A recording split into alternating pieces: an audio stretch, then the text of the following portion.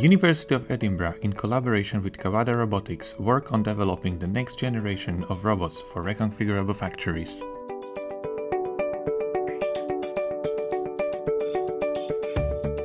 When production lines change frequently to accommodate for new batches of products, classical automation solutions become difficult to reconfigure. We are developing a robotic solution that can be deployed on the factory floor, use advanced vision to sense its surroundings, and immediately start working on new tasks.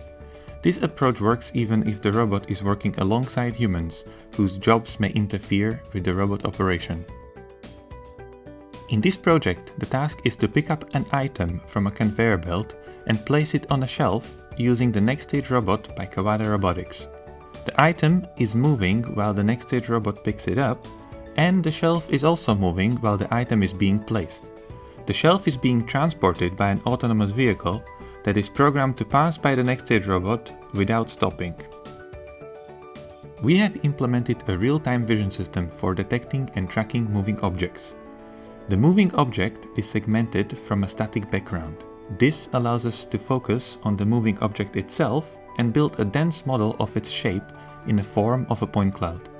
This is a rich representation that can be used for various applications, from redetection of previously seen objects, classification, grasp learning, to model fitting. We fit a CAD model to the point cloud data and use it for motion planning. In the experiments, we detect and track the item we pick. We then predict where the item will be to plan an intercepting trajectory to pick it up. We also track the shelf, predict where it will be, and plan a motion that places the item in the correct slot, while avoiding collisions with the shelf itself.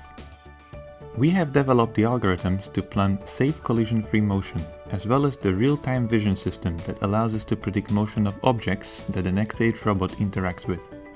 Together with Kawada Robotics, we expand the robotics capabilities for smart factories.